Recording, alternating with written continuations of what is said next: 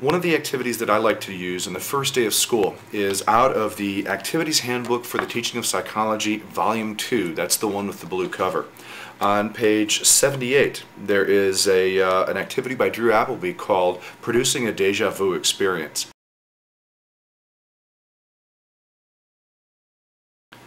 This activity by Drew Appleby is an excellent activity to start off any semester, any course that you may have. It involves the use of memory, it involves the use of false memory, remembering things that actually never occurred. It also ties into the ideas of schema and how our schemas develop over time. Part of the premise of this activity is that I've got 4 by 6 cards, and on each one of the cards I have a different word. I've got the words rest, tired, awake, dream, snore, bed, eat, slumber, sound, comfort, wake, and night. Now I've modified it ever so slightly, and I have put the word slumber at the end of the list. After reading the list to my students, I engage them in some distraction activities in order to get them to not think about the words that they were just read. And so I asked them to write down their name and their address and the name of their pets and different distracting information that happens to come to mind at the time.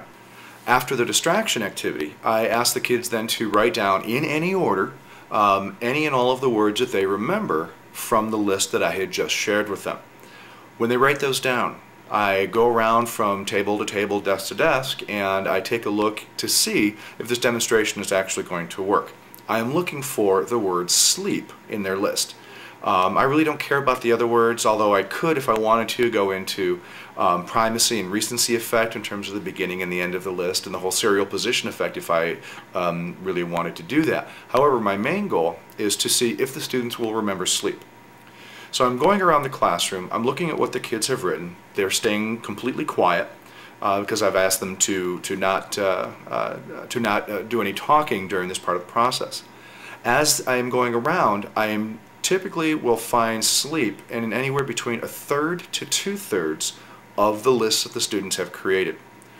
I then ask my students, after I've gone through and I've made sure that the demonstration is going to work, I then ask them if how many of them remember the word aardvark? And they kind of look at me like, you're crazy. We didn't hear that word.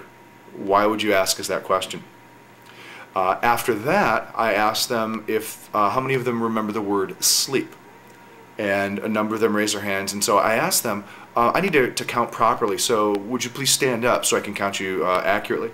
And so the large number of students stand up, and I then go around and I count how many students out of the class, and I put a little ratio up on the board.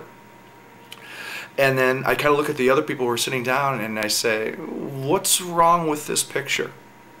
And they say, sleep wasn't on the list. Sleep wasn't one of the words.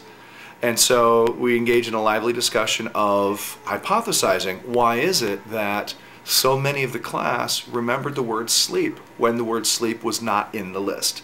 And that leads to an incredibly exciting discussion.